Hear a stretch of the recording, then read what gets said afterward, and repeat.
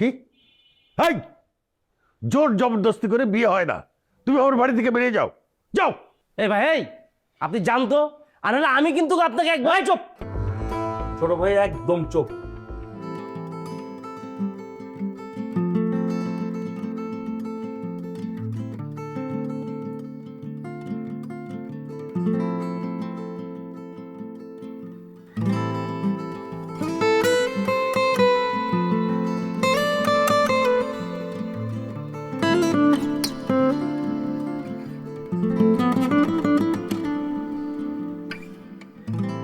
ভালো আছেন?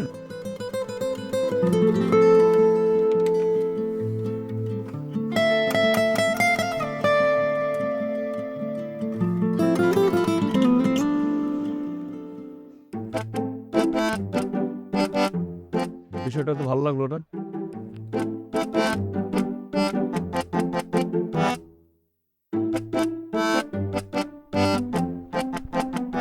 ভাই এই আপনি কি অন্ধ? সরে দেখেন না, এই যে একটা লোক খাড়া রয়েছে, বলা নাই কওয়া নাই, হুট করে বাড়ির মধ্যে ঢুকে দিতেছেন। আপনি কেটা? তুই কে? আমি দারোয়ান। তুই গাড়ি বসিস কেন? আমি সবই করি।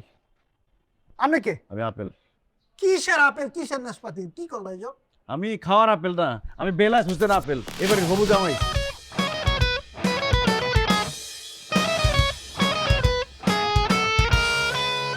আরে ভাই কই যেতেছেন আপনি? এটা আমার সামান্য একটা রোগ মাত্র, কিন্তু কোনোদিন কারো কোনো ক্ষতির কারণ হই নাই। আপনি ডাক্তারের কাছে যাইতেন, সেখানে গেলে সবকিছু ক্লিয়ার হয়ে যেত, কিন্তু সেটা তো করেন নাই, উল্টা বিয়েটা ভেঙে দিচ্ছেন। কই, আপনার যে আগে একবার বিয়ে হয়েছিল সেটা তো আমি মেনে নিচ্ছি, নাকি? মানুষের জীবনে তো এরকম একটা ঘটনা ঘটতেই পারে, তারপর কিভাবে বিয়েটা ভেঙে দিলেন? আপনার এই চোখের বিষয়টা নিয়ে আমার কোনো প্রবলেম নাই। আমি তোতলামির কারণে তো কথাই বলতে পারতেছেন না, আবার বলেন প্রবলেম নাই। এটাই একটা প্রবলেম। আমার এই প্রবলেমের জন্যই আপনারা বিয়েটা ভেঙে দিচ্ছেন, এটাই সত্যি। দেখেন, আমি একটা ভালো জব করি, আমার ফ্ল্যাট আছে, আমার গ্রামের বাড়িতে বাড়িও আছে, তার মধ্যে আমি এতিম।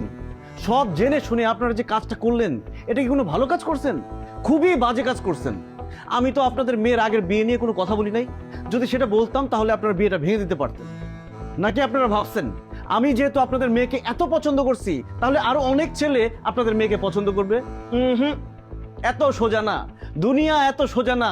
একবার কোনো মেয়ের বিয়ে হয়ে গেলে আগে আর কোনো ছেলে ওই মেয়েকে বিয়ে করতে চায় না। আপনি এমন করছেন কেন? আমি তো বলেছি কোনো প্রবলেম নাই। কোনো প্রবলেম নাই? না, নাই। তাহলে তো কোনো প্রবলেমই নাই, চলেন বিয়ের কাজটা সেরে ফেলি। কি? হাই, জোর জবরদস্তি করে বিয়ে হয় না। তুমি আমার বাড়ি থেকে বেরিয়ে যাও, যাও। এই ভাই, এই আপনি জানতো, আর নাহলে আমি কিন্তু আপনাকে এক ভাই চুপ। ছোট ভাই একদম চুপ। বড়দের কথার মধ্যে ছোটদের কথা বলতে হয় না। চুপ।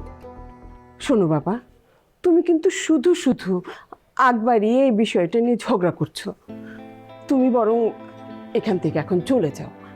আমরা কোনোভাবেই এই বিয়েতে রাজি না। আমাদের দুই একজন আত্মীয় স্বজন যা ওই ব্যাপারটা জানতো, আমরা তাদেরকে না করে দিয়েছি। এখন শুধু কিচ্ছু হবে না, বিয়েটা হয়ে গেলে দেখবেন কিচ্ছু বলার থাকবে না। আপনারা শুধু রাজি। এই আপনার প্রবলেম কি? আপনি কথা বুঝতে পারছেন না? সিন ক্রিয়েট কেন করছেন? আপনি প্লিজ এখান থেকে যান। মানে আশ্চর্য, বিয়ে কি এত মুখের কথা নাকি? বিয়ে আপনি বললেন আর বিয়ে হয়ে গেল? কথা বলছেন না কেন? কোন কথার উত্তর দেন। মন থেকে নেওয়ার একটা ব্যাপার থাকে, মনের সাথে মনের মিল হতে হয়। বুঝতে পেরেছেন? বুঝতে পারছি, কি বুঝতে পেরেছেন? যেটা বোঝার দরকার ছিল সেটা বুঝতে পারছি।